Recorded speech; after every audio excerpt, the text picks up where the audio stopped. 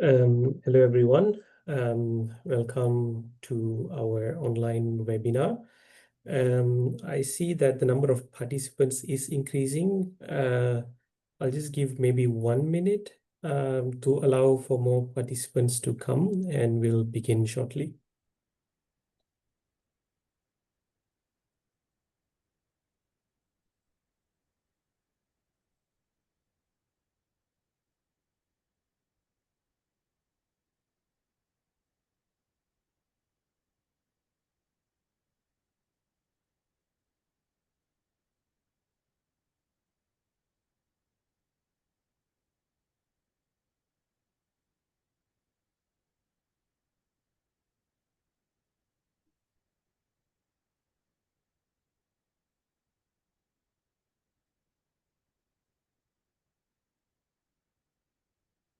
Great. So we have around 55 participants, and the number is increasing. But let's start since we have a full schedule today.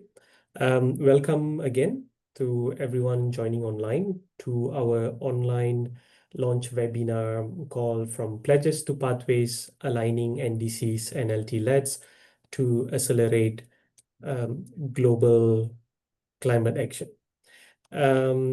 This webinar is organized by the Global Green Growth Institute, GGI, and GIZ, as well as the IKI Support Project for Implementation of the Paris Agreement SPA program. And it's hosted by the Green Growth Knowledge Platform, GGKP. Before we move on with the agenda, a slight background of the webinar. With this year's new NDC submission around the corner, the NDC 3.0 enhancement, there is a need to align short and midterm climate action with long-term objectives under the Paris Agreement. It is important that countries that are developing and currently enhancing the NDC does that in a robust and with a clear long-term mid-century vision of net zero and development strategies. However, many countries still face difficulties in aligning these different goals and strategies, as on one hand, LT-LEDs are not mandatory under Paris Agreement, whereas it's compulsory for parties to submit an NDC.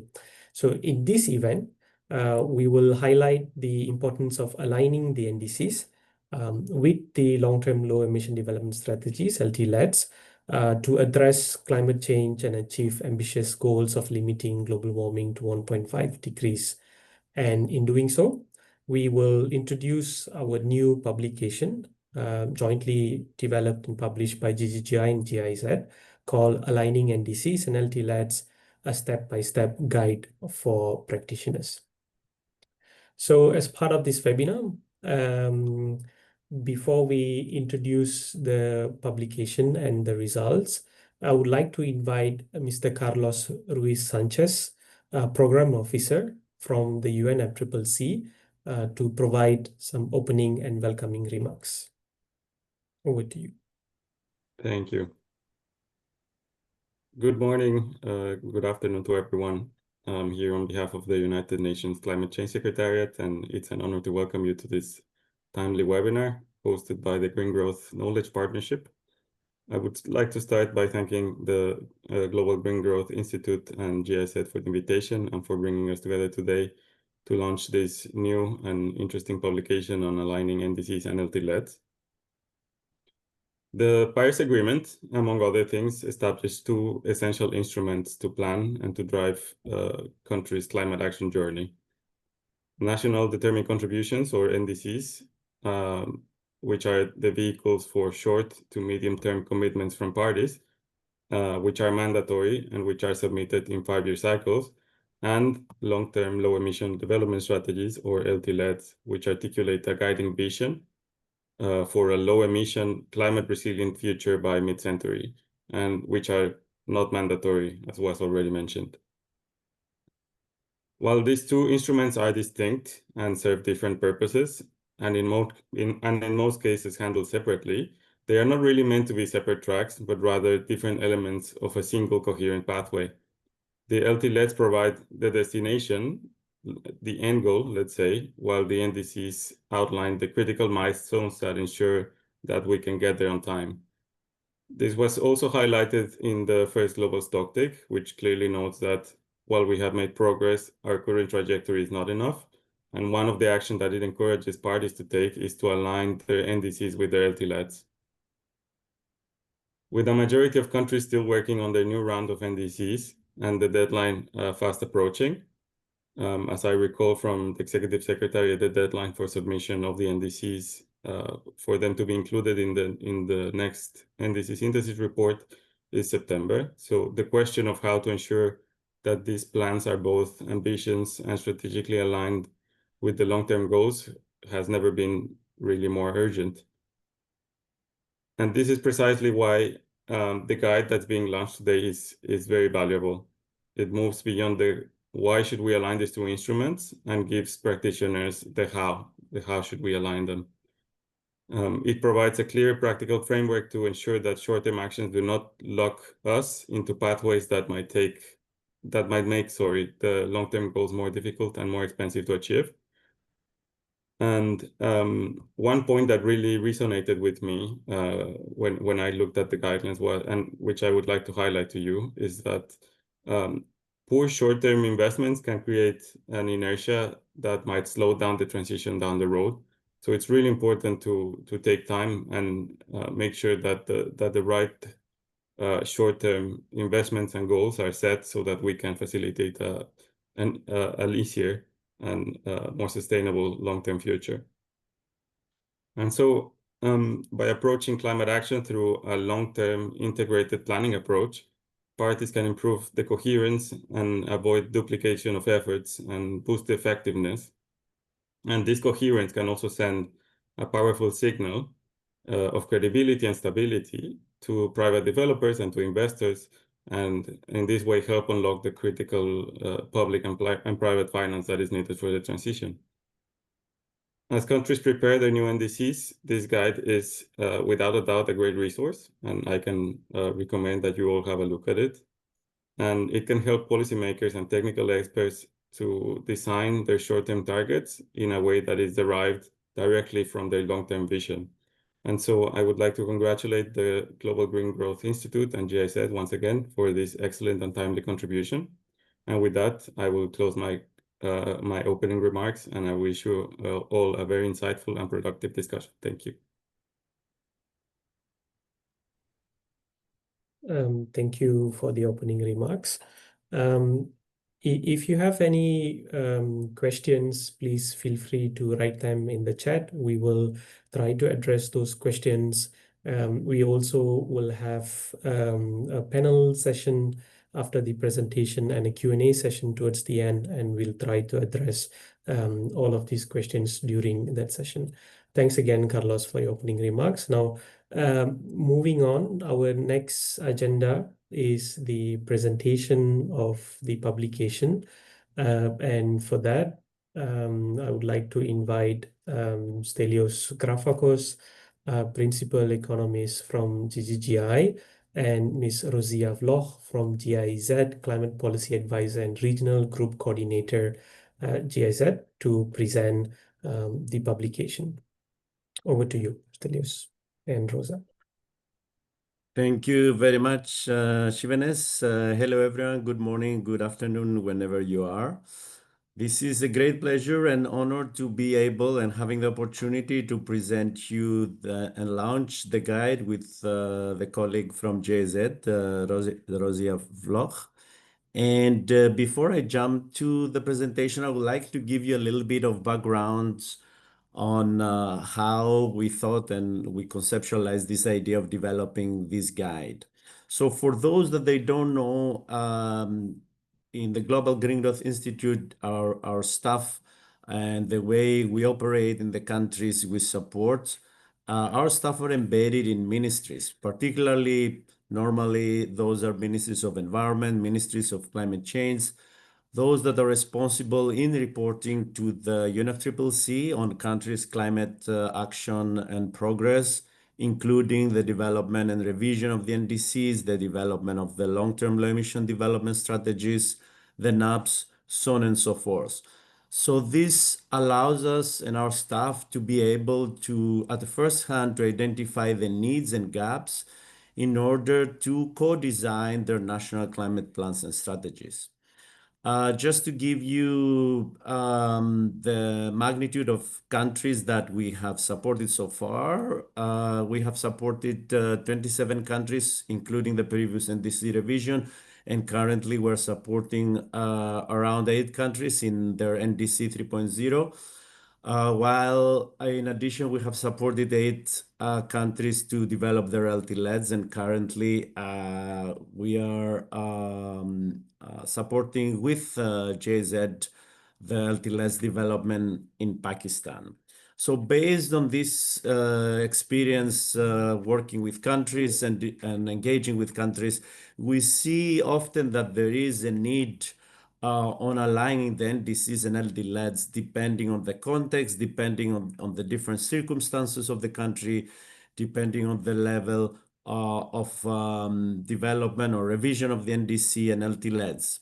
So, of course, when it comes to NDCs and LT-LEDs, there is no one size fits all, right? Stelios, sorry, Stelios. The slides are not moving. Yeah. Okay, yeah, I will start moving them. Yeah, thank you. So there is no one size fits all, and in essence, given that every country is different, there is a different starting point. We wanted to make sure that we develop a guide that could apply to different countries' contexts and circumstances. So for instance, countries that they haven't developed their LT-LEDs and they're revising their NDCs while need to have a long-term perspective, or countries that they revise their NDC while they have developed their LT-LEDs, or even countries that they want to develop their LT-LEDs while they've been through the revision of NDC. So how they align those two processes. So after looking with the colleagues from GIZ, what other previous reports and guides have been developed, like from the OECD and WRI in the past, and recently from EDRI 2050 Pathways platform. So we thought that there is a gap for a very practical step-by-step guide to address all the different contexts of countries and present some country examples. So we thought that this guide will be very much relevant and timely. And given that so far 78 LT-LEDs have been submitted to UNFCCC, well, as was mentioned by the UNFCCC representative, we're already advancing on the NDC revision cycle. So we really believe that this guide is relevant and timely. So just to a brief outline. So why this guide? Why this guide was developed? Also to present the rationale and the benefits of aligning short and medium-term climate objectives with long-term vision. Then we'll present you the main stages, as we said, and steps. This is a step-by-step approach on how to align NDCs and LT-LEDs, and zooming in on some country examples aligning NDCs and LT-LEDs through these different steps and stages. And lastly, we'll provide some concluding remarks. So why do we need this alignment guide? So as I mentioned before, this is very practical, goes through 4 stages by different steps, showing how alignment could, in practice, take place. Again, addressing different circumstances of countries. Furthermore, this is a structured process, right? This is a step-by-step approach. It shows these stages and steps that countries could pick based on their needs. So they could tailor that to their specific country context, to their specific NDC and LT-LEDs. So it could be customized based on the needs of the country. As mentioned before, we think that, and we try to develop a guide that is useful for all countries, regardless of the level of advancement on their LT-LEDs or the development of their LT-LEDs or not. Therefore, we want to make sure we address all the different stages that countries are going through. And lastly, we zoom in on specific examples on good practices from countries around the globe that have aligned NDCs and LT-LEDs, their content, their process in different steps and different stages, so other countries, they can learn from those good examples. So just to give you a little bit of the main differences between NDCs and LT-LEDs and common issues, as was mentioned before, both are part of the Paris Agreement.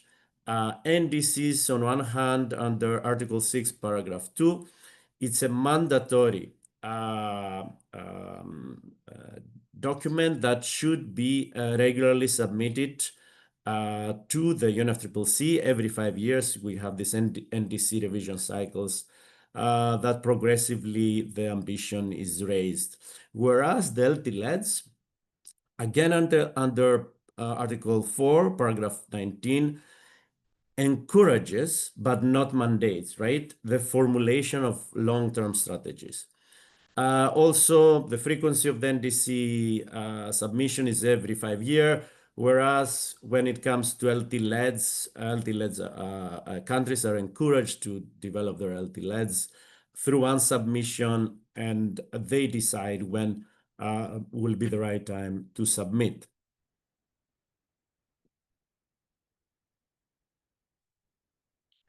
With regard to the planning horizon, NDCs are short to medium term, around 10 to 15 years time horizon, whereas LT-LEDs aim to a longer time horizons to 2050, for example, 2060 or even 2070, depending again on the needs of the country. So the one is short to medium term, the other long term, and both somehow address low emissions, so aiming to provide measures to reduce emissions, but at the same time also to enhance climate resilience.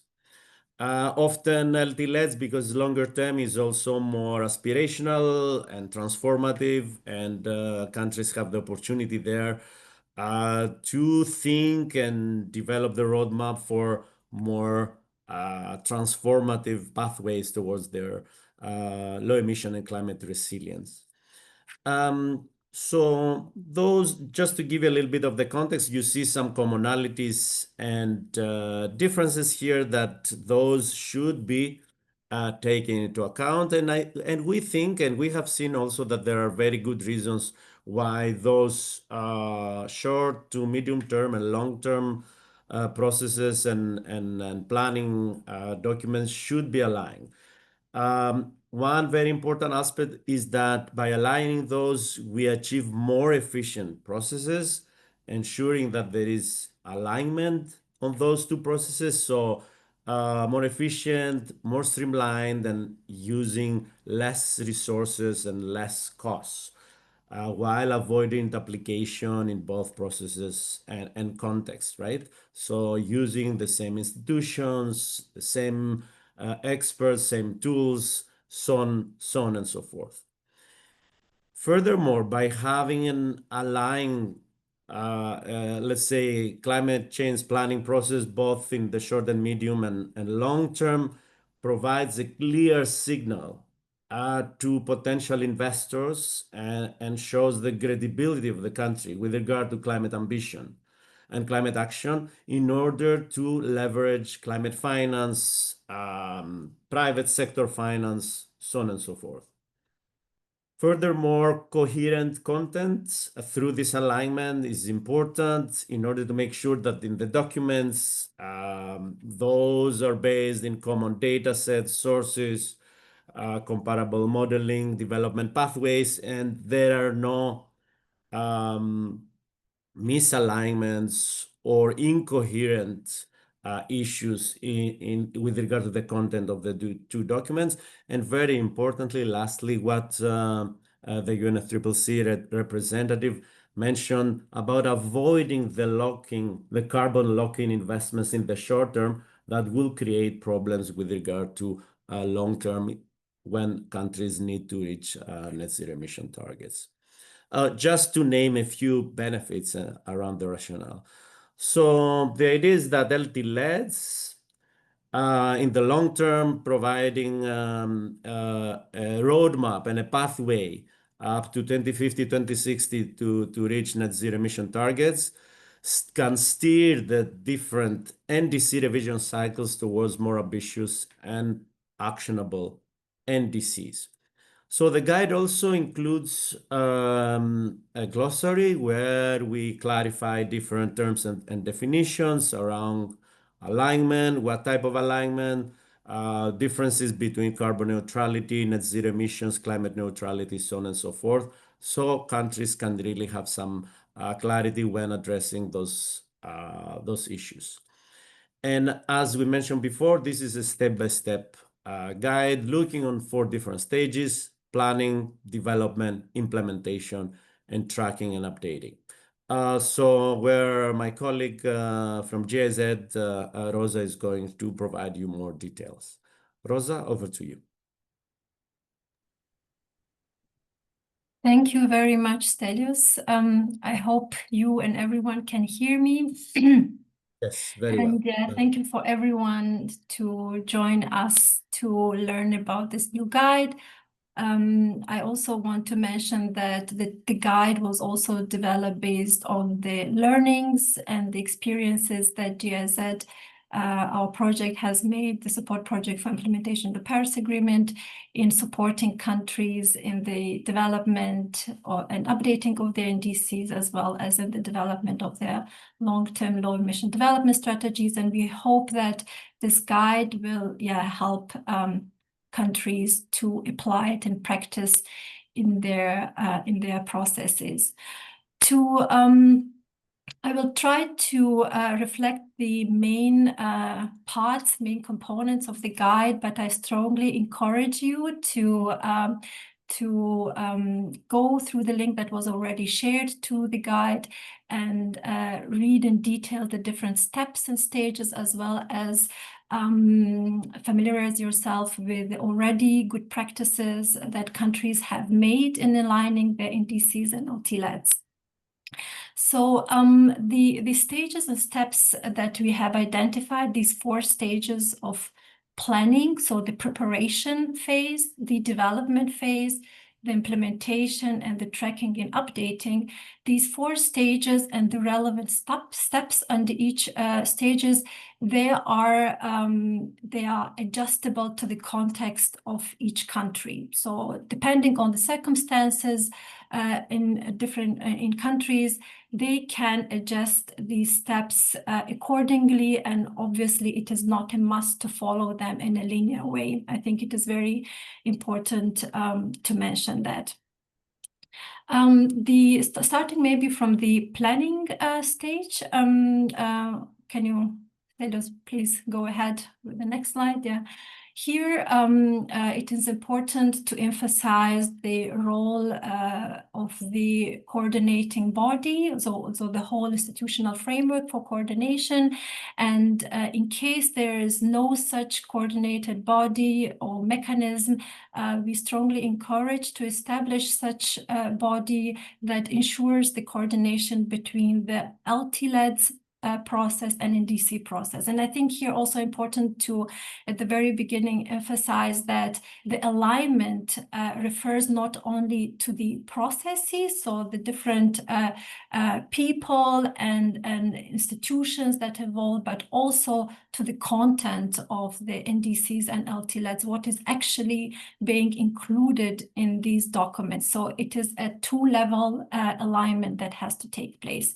And the coordination is very important to ensure that the NDC is drafted or is updated, taking into account the long-term goals, the long-term targets that the country has set, or in case there is no LT-LEDs available, a country can already develop some aspirations, some vision, which it can incorporate into the NDCs already at this stage.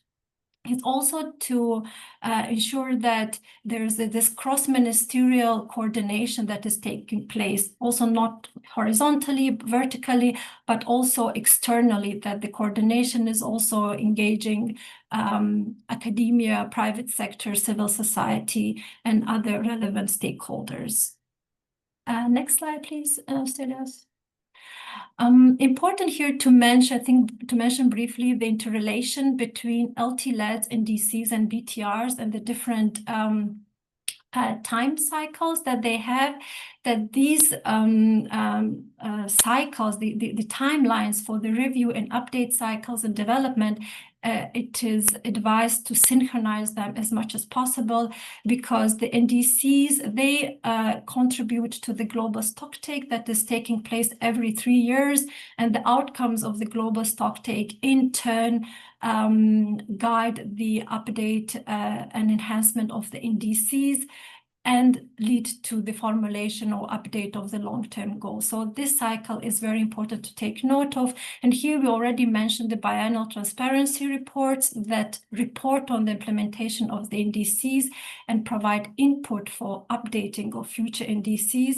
On that part, I will also talk briefly later, but we thought that it is important to take this into account in this stage.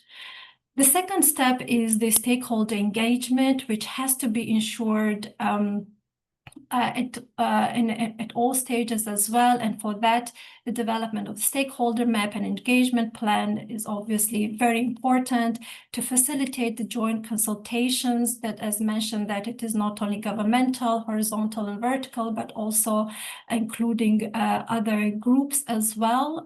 This is civil society, academia, minority groups, and so forth. The cross-referencing and flow of information, I think, is not often emphasized enough. And we know that there are often barriers and gaps that exist that prevent the consistency in the use of information, in data, and flow of information between ministries and outside them. And this is very important as well to ensure that this cross-ministerial body takes up this role.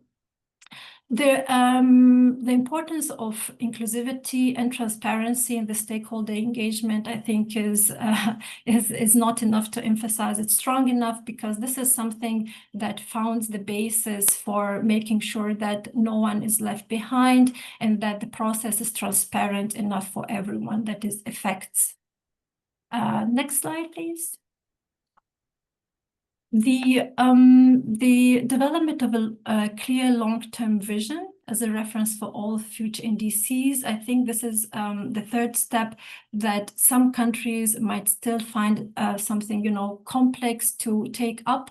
But this is something that really needs to be taken into account, which is already mentioned, that this is a step that make sure that there are no carbon lock-ins, that there are no stranded assets, especially in large-scale projects, large-scale infrastructure projects. So this step has to be also given adequate attention. And the fourth one is, as it is obvious, and many countries know it already themselves, that the development of NDCs and LT-LEDs also needs to be, to the extent possible, aligned with other ongoing processes in the country. For example, the development of the national adaptation plans, national biodiversity plans, and other plans that are relevant, but also mainstreaming climate and the climate-related plans into other sectors, again, ensuring this coherence. Next slide, please. As an example, we included here 2, but again, please feel free to check for more examples in the guide itself. We wanted to highlight how at Thailand, the Department of Climate Change and Environment coordinates both the LT-LEDS and NDC process in a coherent manner, and by that it makes better use of the resources it has and ensures that there is no duplication, no other gaps that can happen in these processes, both in content and in process related. In Chile, we wanted to bring as an example of a country that did quite a good job in making sure the participation of all stakeholders, both in the development of the NDC as well as LT-LEDS. It also made sure that the principles of equality and just are included in these documents as well. So we suggest you to check these two examples and others additionally in the guide provided. The second stage is the actual state of developing the NDCs and LT-LEDs and aligning them with each other. And here it is very important to make sure that the technical groundwork, so the data, the emission data, the sector data, that they are all commonly used throughout these different documents, that the models, that the assumptions, that there is coherence and consistency in them. We advise also that the team of experts that works on the development of LT-LEDs is also involved or takes part in the NDC updating. In this case, there are many multiple benefits that the country can make use of. Next slide, please. Here, I think I briefly mentioned this step without going into the details. We try to reflect in the development of long and short-term targets, the different contexts that exist in a country. So it is a two-way approach with LT-LEDs in place and without LT-LEDs in place. And we recommend that the country does not have an LT-LEDs in place. It still can formulate an aspirational long-term vision that can still be used to drive and guide the NDC targets that the country wants to put forth. Next slide, please. The formulation of the medium and short-term policies, action and measures. This is something that comes after the identification or development of targets, and the measures and activities that countries set forth, they have to be concrete, they have to be ambitious, and they have to be trackable. In addition to that, they have to speak to the realities of the country, that they are feasible to be implemented.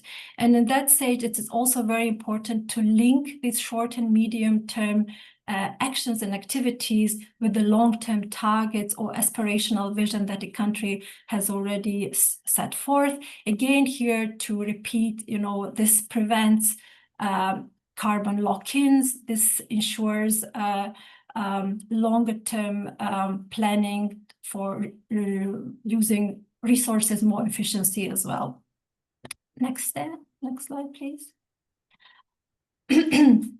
Two country highlights here are Ethiopia and Germany. And in Ethiopia, we wanted to bring in as an example where they made use of the same models, data, and technical teams in the development of three strategic documents, such as the 10-year development plan of Ethiopia, the second NDC, and the long-term strategy. Germany, we wanted to show as an example of how medium and short-term targets can be aligned with a longer-term target. And in Germany, the midterm target is, for example, the reduction of GHG, 65% reduction of GHG emissions by 2030. It is a medium-term target that leads to the longer-term net zero target that is set by 2045. Next slide, please.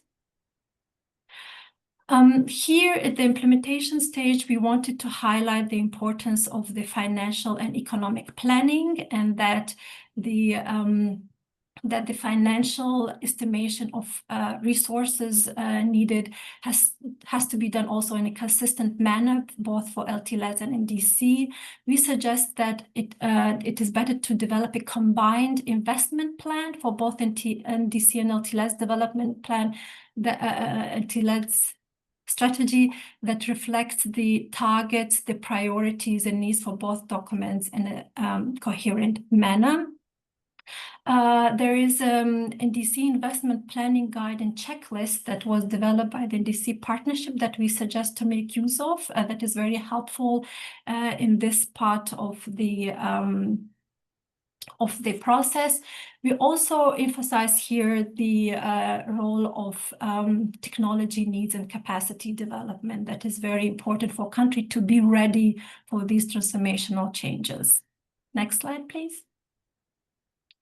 An example from Rwanda. I think Rwanda has made a name for itself in terms of its climate finance planning and attraction of climate finance support. So it is a very good example for other countries. And in Pakistan, the government is developing a NDC technology roadmap for waste and water sectors that helps it to already identify the resources, the different technologies that they can deploy or they plan to deploy, and how they can already think of making preparation for this in the future. The next slide, please. The last stage is tracking and updating, and it refers obviously to mostly to the tracking the implementation of the NDC. This is obligatory under the Paris Agreement, and there is no obligation for tracking and reporting of long-term low-emission development strategies. However, we find that it is beneficial if countries try to aim to do it in a coherent manner, and that this national system for tracking and reporting covers the implementation stages in a manner that this information can be used for the future update and revision of both NDCs and LT-LEDs in a consistent manner. Next day. Yeah. An example of South Africa here is included regarding its online national climate change information system that is used for monitoring progress of all climate goals, including mitigation, adaptation, and finance.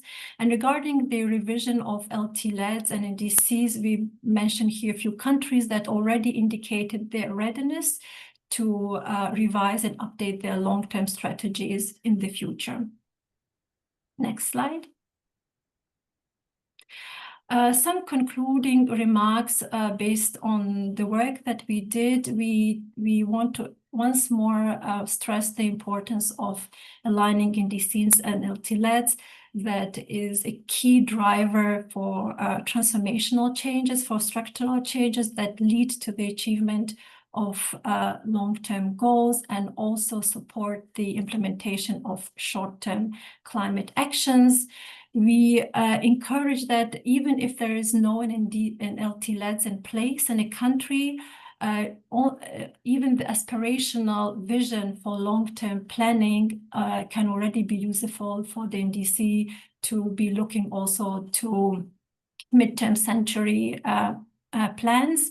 And lastly, maybe to again emphasize that the alignment of NDC and LT-LEDs does enable ambitious and achievable pathways to net zero and climate resilient development. Next slide. Here we included the link. You already received the link in the chat. Please do check the guide. We hope that it will be useful for you, and we hope that you can apply it, as I mentioned, or at least some stages of it in your day-to-day work. Thank you very much. Thank you, Stelios and Rosa, presenting the guide and publication. Again, we would like to invite everyone to download the publication, have a look at it, but we are also excited for countries to actually apply the guide as part of the NDC 3.0 process, or countries that are developing LT-LEDs, such as Pakistan, able to use the guide in the actual process. It's really made for practitioners, so it's very simple and brief. It's not very lengthy. It does not have too much text. It provides guidance, step-by-step guidance at various stages of these planning processes to align both NDC and LT-LEDs. You will have chance to ask questions to Stelios and Rosa, maybe in around 20 minutes. But for now, I would like to invite our three panelists to join a panel session. And for that, I would like to invite Ms. Barbara Vassen, Ambassador at Large for Climate Affairs and Climate Diplomacy from the Hungarian Ministry of Energy. We have Ms. Amanda McKee, Director for Knowledge and Learning with the NDC Partnership Support Unit, and Ms. Ana Perez Catala, Senior Research Fellow at the Institute for Sustainable Development and International Relations, ITRI. Welcome to all three of our panelists. And I would like to start by asking the first question to Ms. Vassen. Great to have you and hear from a country's perspective. I guess the very first question is, why is it important from a country's perspective to align midterm and long-term climate goals, in this case, NDC and LT-LEDS? Well, thank you for the invitation to this online launching, and thank you for including me in this panel discussion. I think it's a very important question because Article 2.1c of the Paris Agreement says that we have to make financial flows consistent with the pathway of low carbon mitigation purposes, but also in terms of achieving resilience. And this is the way to do it. If we align NDCs and LT-LEDS, then we create policy coherence and consistency. It shows, as we saw from the previous examples, that these countries work towards the same climate goals and they prevent contradictory policy measures. And that's what, for example, the European Union is doing right now. That even the new target is within the 2050 net zero objective, promoting internal consistency across policy timelines. So that's how we are going to arrive at the 2040 target, and that's how the European Union is going to submit its 35 NDC. My second argument is increasing the credibility of climate commitments, and this is something that everybody needs. Business partners, banks, all stakeholders look forward some kind of certainty and some kind of credibility that we have a path forward. It's very important not only for the international community like UNFCCC, United Nations CCC, but investors and citizens, that they can see that a country's climate commitments are robust and achievable. And those countries who do it, they must have undergone some kind of stakeholder coordination to create these targets, which are hopefully broken down into sectoral targets, which will also show credibility and some buy-in from multiple sectors and hopefully from investors. And you know, Article 2.1 but also Article 6, actually, when we talk about the international carbon global trading, also talks about the fact that there's not only financial flows that are important, but it's capacity building and technology transfer. And if these countries really have a structured plans, not only to 35, but also to 50, then these buying, calling words can really attract investors. When we were in Dubai at COP 28, this was the first global stocks take, and Article 28 was clearly saying that of course we need to transition away from fossil fuels. So all these NDCs and all these LT-LEDs have to focus on this transition that we are in right now. But also something else, tripling renewables and doubling the rate of energy efficiency. Those NDCs that are talking about, are really breaking down their targets into Article 28 of the UEA consensus, can really provide some points to stick to and to grab by the investors community. These are really buying calling words. And of course, if you synchronize short-term and long-term goals, then you enhance operational efficiency, and this reduces redundancy. It will cut costs for data collection, for modeling, as GGGI is showing that, and also cuts the costs of stakeholder engagement. And as I said, it optimizes investment and finance mobilization, because this alignment really sends clear signals to investors and donors, which facilitate long-term investments and public-private partnerships for low-carbon development. So that's a very important, as I said, not only Article 28 of COP28, but also, for example, just to show some other examples, like Chile, for example, references its renewable energy law in both its NDC and its LT-LEDs, helping to attract investment into its renewable energy sector. So I stop here. I think we can still continue by elaborating why it is important. I still have a lot of arguments, but I will give over the word to others as well. Thank you. Yeah. Thank you, Ms. Vasan, on that. And you've mentioned a few important points on consistency, cutting costs, but also to increase the confidence of stakeholders, investors, actors that are related in enhancing this climate action. It would be also interesting to hear how is Hungary actually aligning the midterm and long-term goals. And we know that you have developed the LT-LEDs a couple of years ago. GGI supported that. What are the challenges and the opportunities in doing so? Challenges that you have faced? Yes, it's definitely true that GGI was helping Hungary to develop its long-term strategy up to 2050. So we had 3 scenarios. One was the idle hands, when we do nothing. And then we had 2 more scenarios. One is the early action scenario, and the other is late action scenario.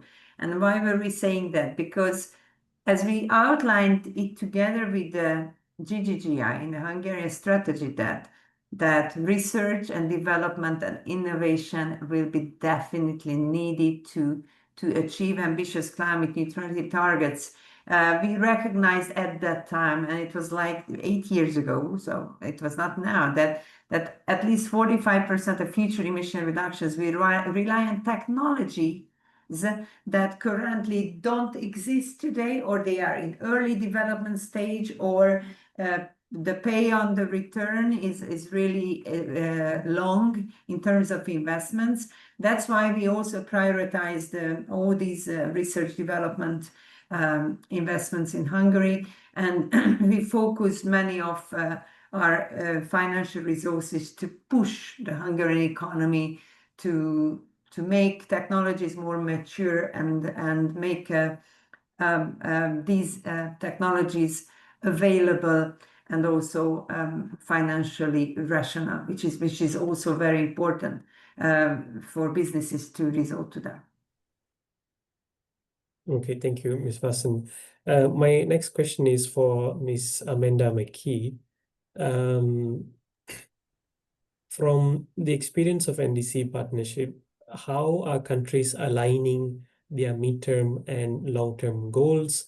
And again, from your experience and observation, what are some of the challenges and opportunities in doing so?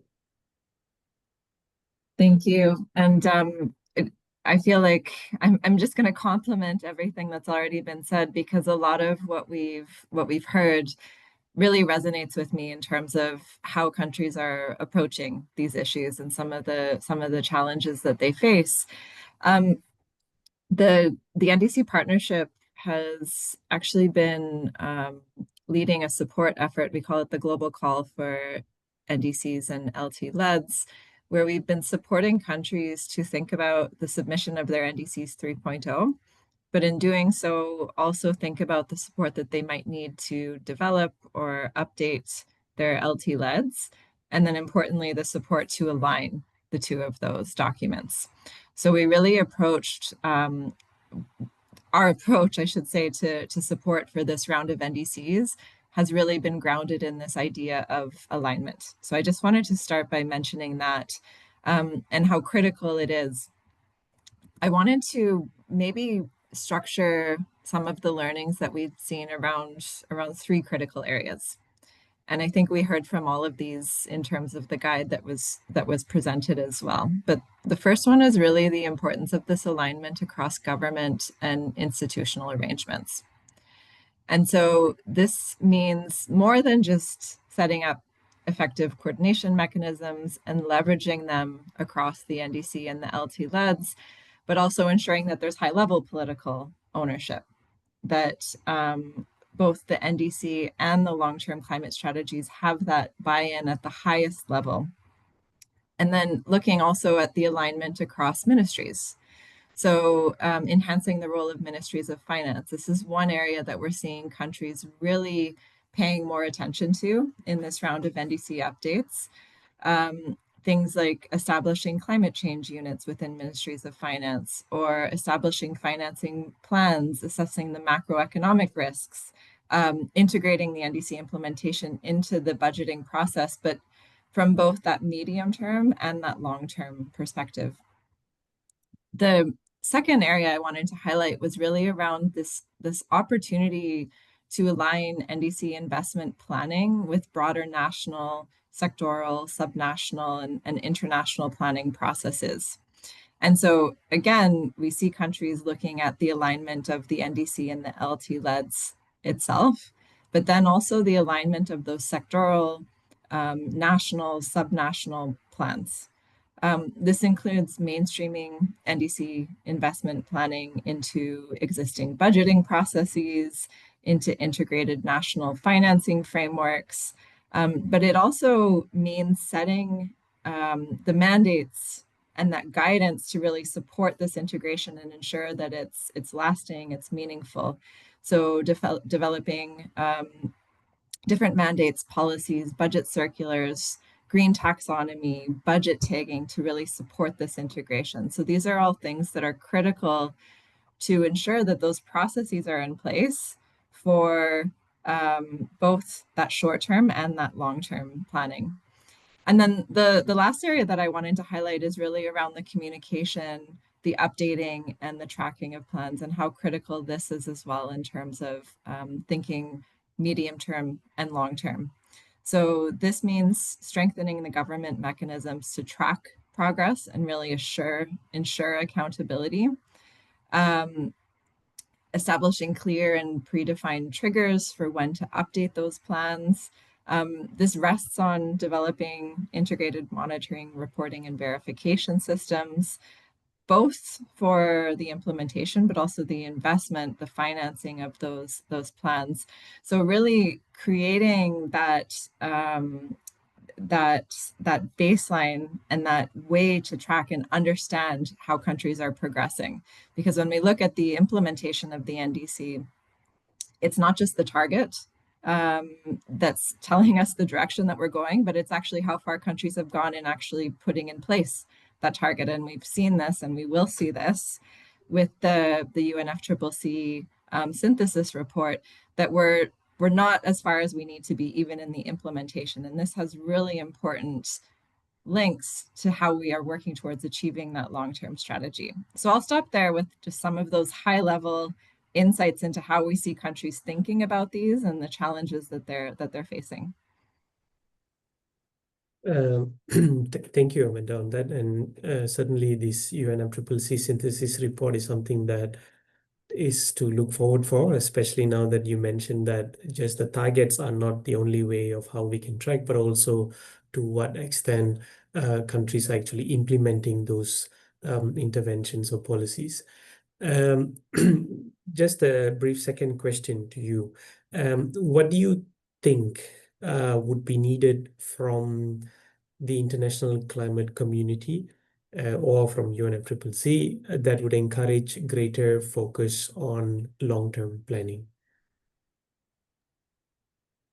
So I think there's two things that I would highlight. The first is really the importance of capacity. And ensuring that countries have that built-in capacity to lead these processes in a way that's lasting.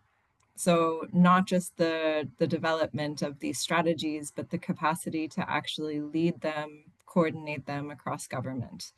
And so this would be the first thing, really thinking about any support that's provided from that framework. The second one is the harder one, which is the finance. We haven't talked too much about the finance that's needed to implement these strategies, these plans, but this is also critical because not only does it enable the delivery of the plans, but it also helps to sustain the momentum. And I think this is one of the biggest challenges that we're seeing in this round of NDCs. In the last round, there was a lot of willingness. There was a lot of efforts to raise ambition, but the finance hasn't flowed at sufficient levels for countries to implement that ambition. And so when asking countries to go further, to do more, and even looking ahead to the 2050 net zero targets, this is a really big hurdle that we really need to address. So that would be my second plea for the international support community to really be thinking about how we can really get behind the ambitious pledges that are being set. Okay. Thank you, Amanda. I would like to move to our third panel speaker, Ms. Perez, and from E3. And I would actually like to start with the same question that I asked Amanda. From your experience, what do you think would be needed from UNFCCC or international climate community that would encourage greater focus on a long-term climate action planning? Thanks so much, and thanks for inviting me. It has been very interesting and very interesting to read the guide as well. I was scanning it before the webinar. It was really good. And it's a great question. I think I will repeat a lot of what Amanda said, though. Like I think she raised the key points in this. So on being on capacity, we see a lot that, for example, maybe I won't name the country, but I know by heart that one country recently developed a great LT-LEDs with like capacity in-house and did like, like all the modeling and so on. But then suddenly comes the NDC and they have to rush and they have to hire someone external. And therefore, like all this capacity in-house goes away, like it's not trained. And in the end, these two processes are not aligned, the baselines are different, the assumptions are different, and then, yeah, all that we're discussing here is not working. So sadly, that's the case, and it depends a lot on this capacity being there in the countries, which is what Amanda was really highlighting. So I think that's key, and that depends a lot on this like stable engagement and funding, both to support the capacity to be there, but also then to implement what is being proposed in the NDCs and the LT-LEDs. So finance would be key. I agree with her. I was thinking if the UNFCCC or other similar platforms could send like stronger signals to work on alignment. For example, we know that countries submit, and they also sometimes update those LT-LEDs, but can we send like better signals to operationalize, maybe give more guidance, or maybe like a different review of LT-LEDs? I don't know. We don't have the answer. We have not seen this, but maybe it would help countries just not to have to submit something, but to see more guidance from like this higher level, not only from institutions that write guides like we did and yet that are definitely useful, but are not the signals at the higher level. Some ideas out there. Yes, it's certainly important to make sure that the guides are actually being used and implemented in the process of developing, and it doesn't just end up in the shelf. Second question is that so we heard about also Amanda and Barbara Vassen mentioned about finance. From your experience, to what extent are economic or finance stakeholders involved in the development and alignment process, or should be involved in the development and alignment process of this climate planning processes? Thanks so much. It's a very key question as well. So if we look at what the UNFCCC 2022 synthesis report of the LT-LEDS, that summarizes all the LT-LEDS that were submitted by then, it shows that really a minority of countries include like economic modeling or cost analysis in their strategies. And that means like there's a limited finance sector involvement in this many cases. We have seen this in some both developed and developing countries. So the UK has done that, or like even I think Chile recently. But of course, it's not something that we see across the board. So better involvement of these sectors in the planning process would be key. And let's see, like if the UNFCCC does a new synthesis report, maybe it shows that things are progressing. But then we also can go to the alignment between, let's say, the economic planning that a country does and the climate policy. And we see that still many countries did those two areas very separately, very in silos. We see some progress. So there's national development plans that are starting to be aligned with LT-LEDS. There's finance ministries and wealth funds who are invited to this conversation, or who are feeling more under pressure to integrate like climate risks and so on. But of course, this is not something systematic, and it depends a lot on the countries, the relationships they bring up. They have, I mean, when you were presenting the guide, you put also a lot of emphasis on like which stakeholders you consult, how do you involve them, how do you have things across ministries. So that is the type of thing that is helping that.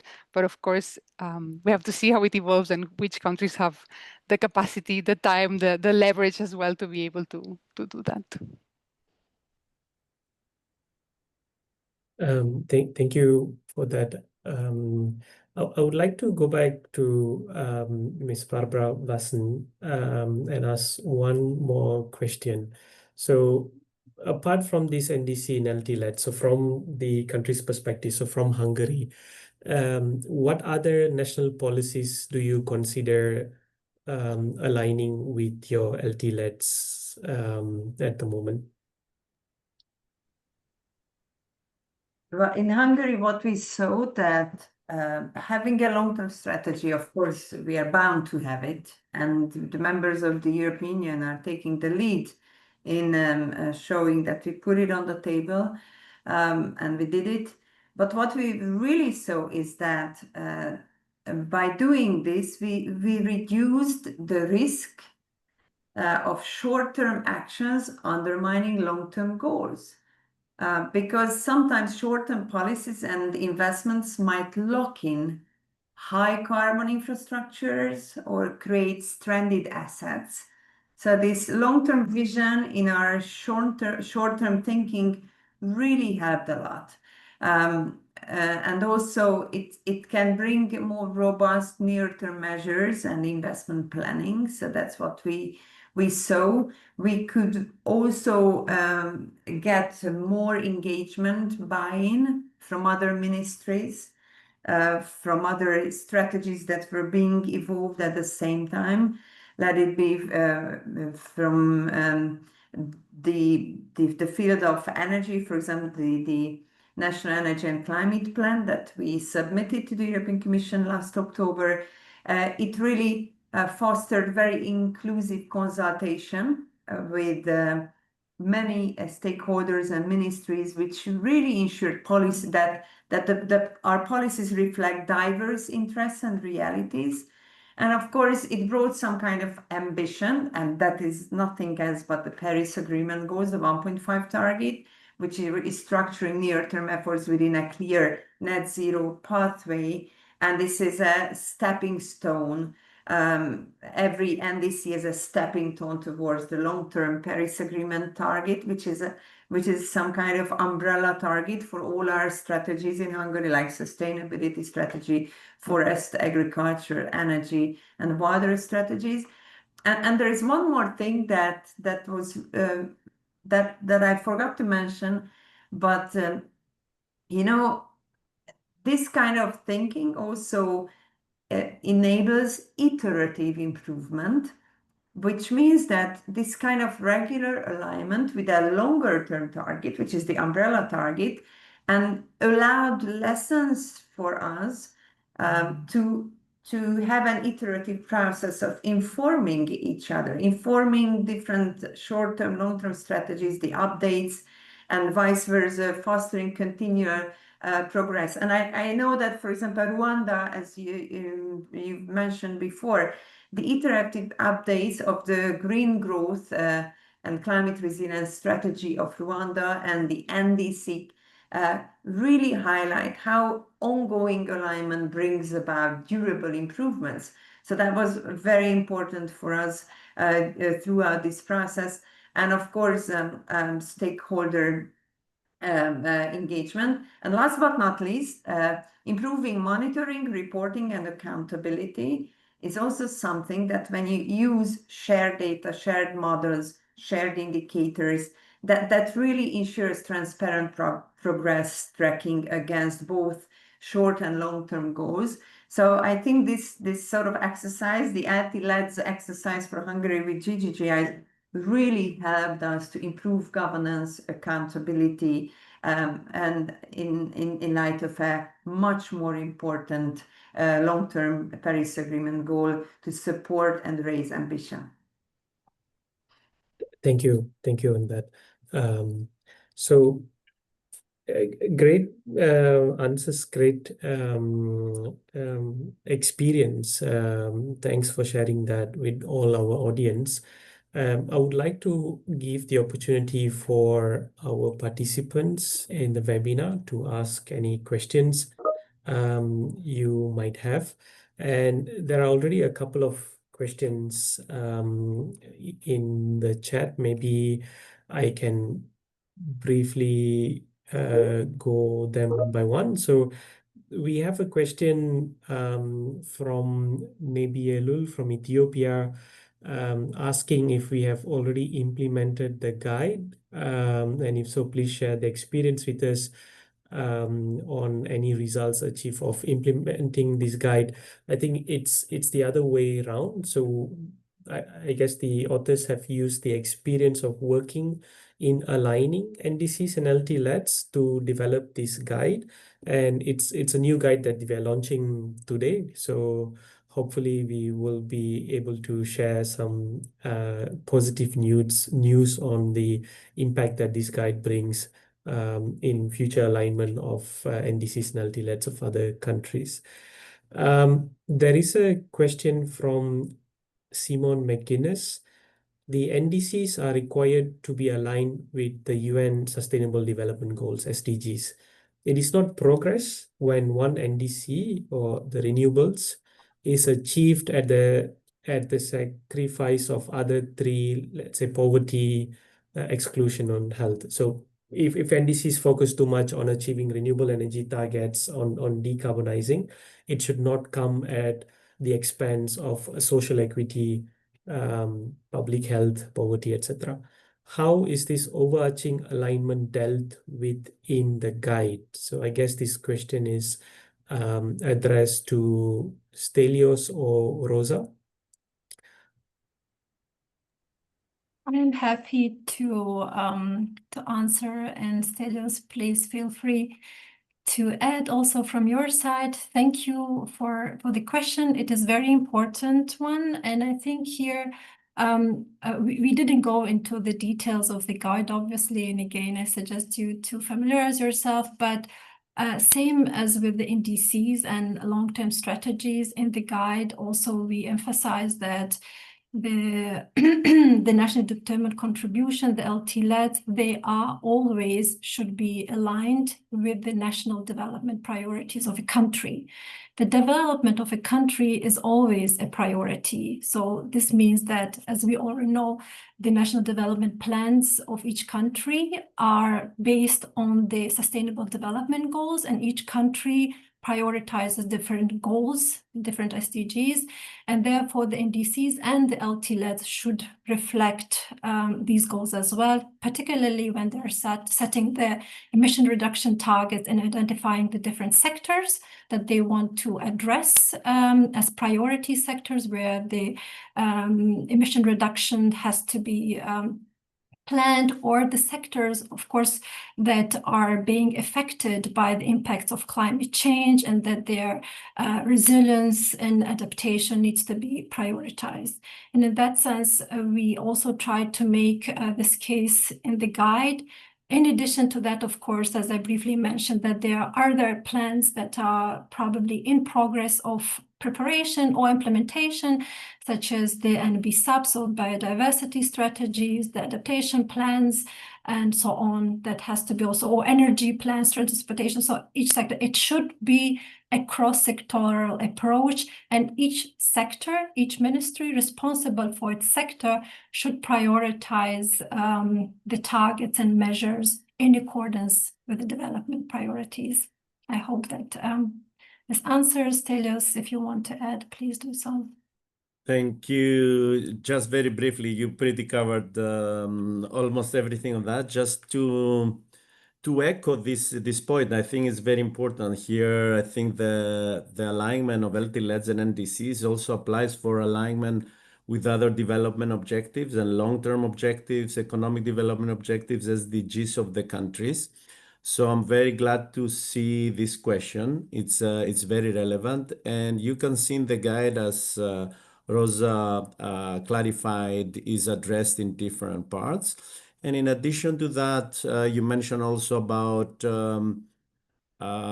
creating more ambition and climate action, whereas this may have an impact on other sectors. So also we incorporate the just transition as an important part when we talk about long-term decarbonization strategies of countries.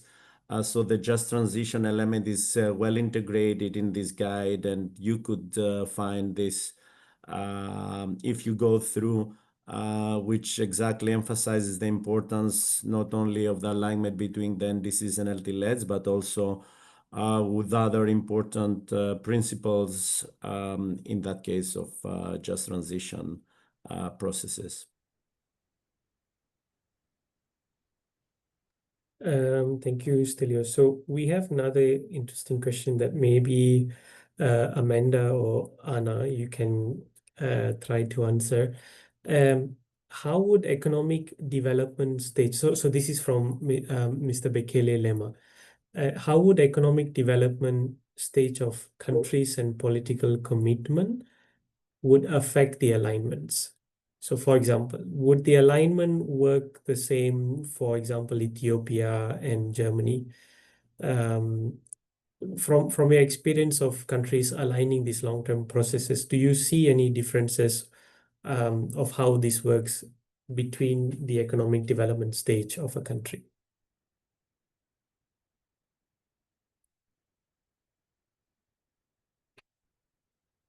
Or if Stelios or Rosa would like to come in, if you have any experience on that. Anna, do you want to go first, or should I come in? Please, come in. Okay. So I won't share specific examples, but maybe where I would see the situation being the same and where I would see it being different. And I think some of the underlying principles that we've talked about would be the same.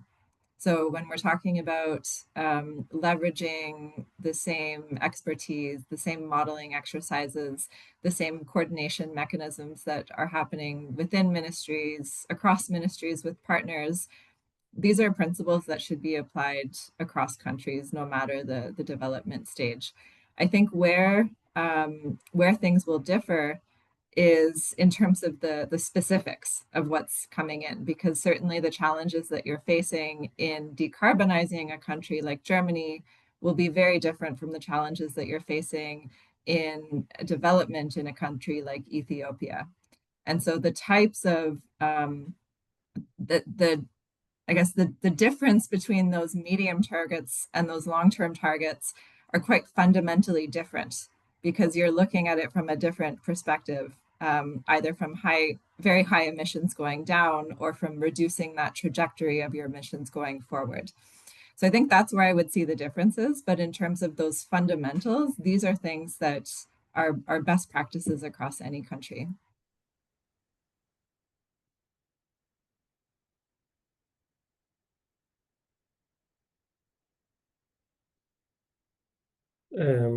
Thank you, Amanda. Anand, if you want to add anything to that, if not, we can move to the next question.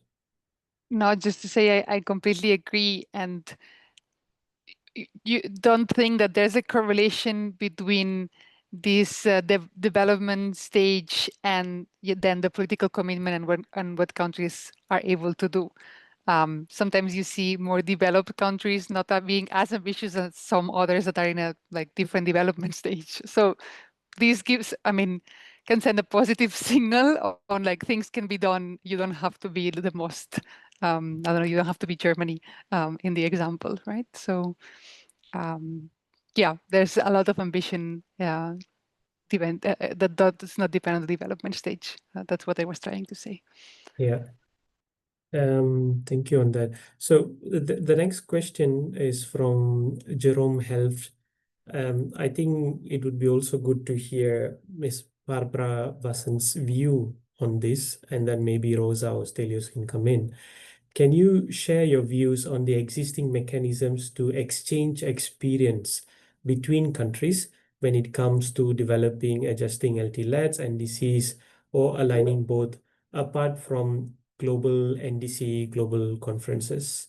There is this existence of NDC partnership or UNFCCC platforms, but it would be good to hear thoughts on this if there is also any other ways, either bilaterally or through any other platforms, to exchange experiences.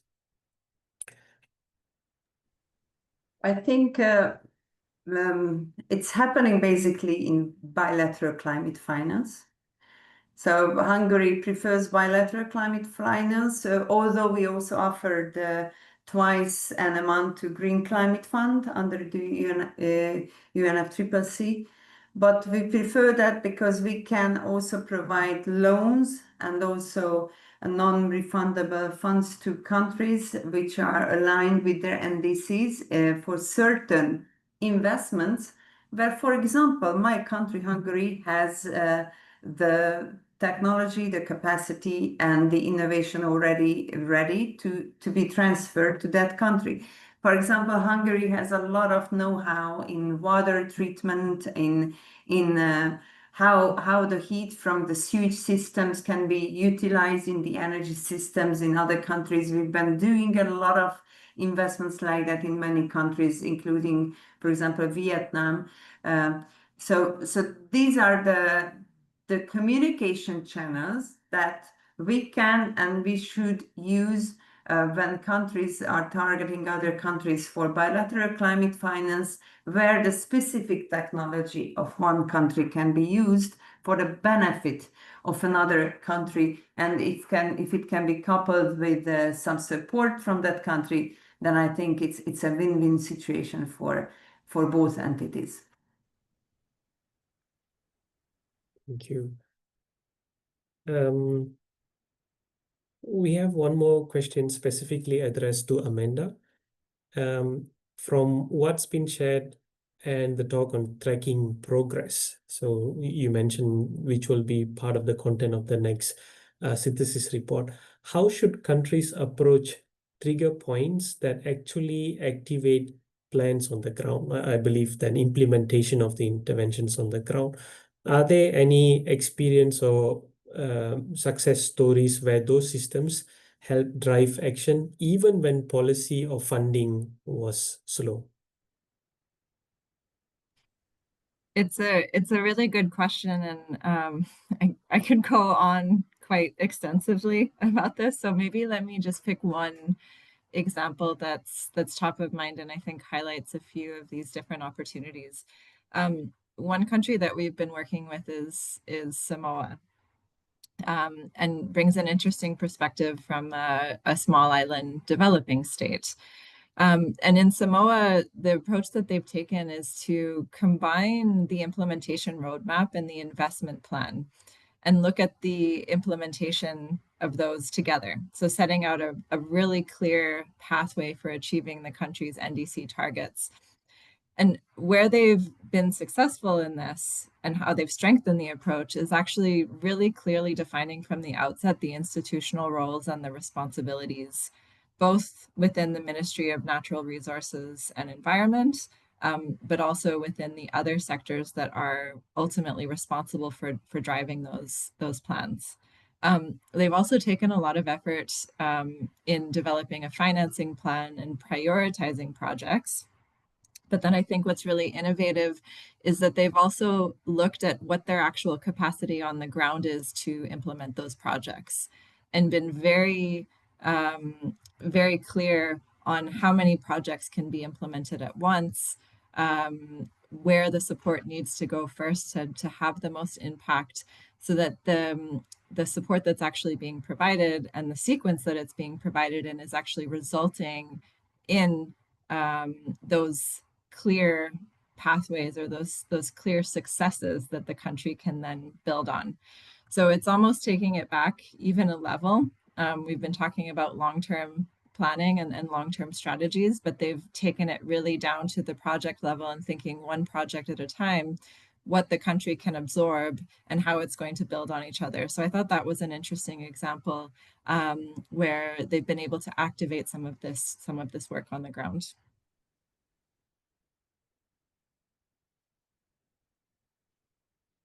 Thank you for that.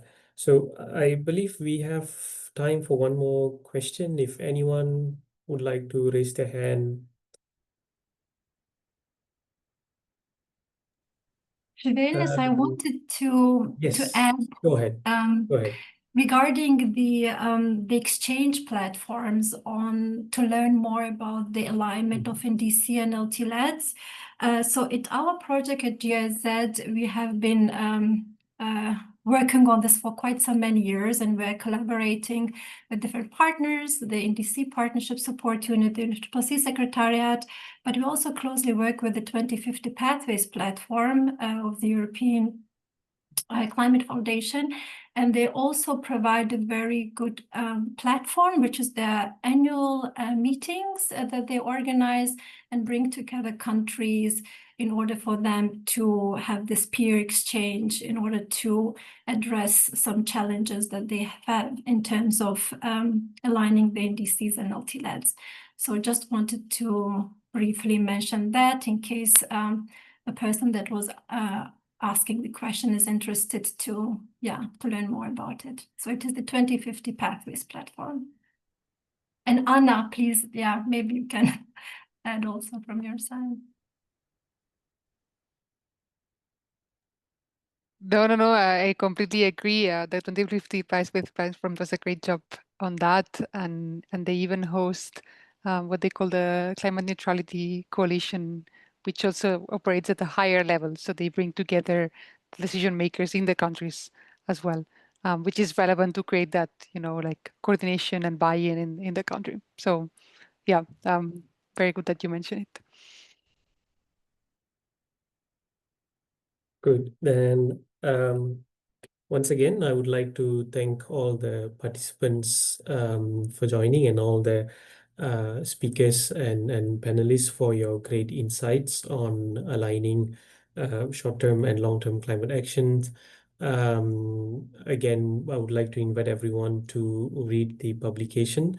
But before that, I would like to invite Amanda to provide some brief closing remarks to our webinar today. Wonderful, thank you. And I will keep it really brief because we heard so many interesting insights in today's webinar.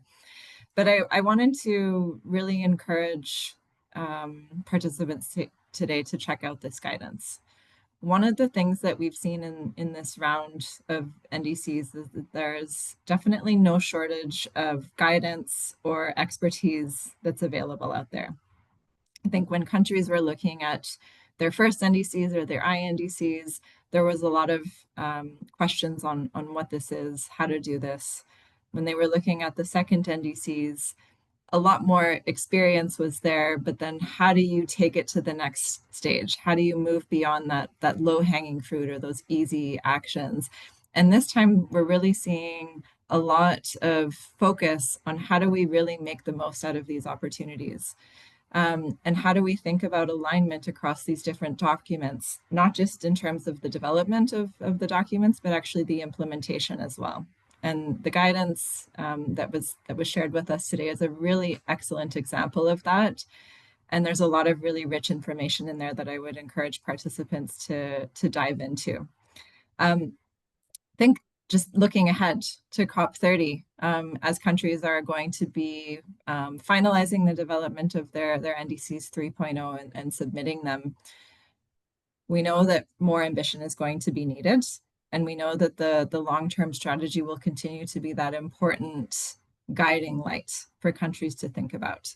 And so it's really critical and important that countries are thinking about these from this dual perspective, the long-term needs and the short-term, and the pathways that are going to get them there and that are going to align these two.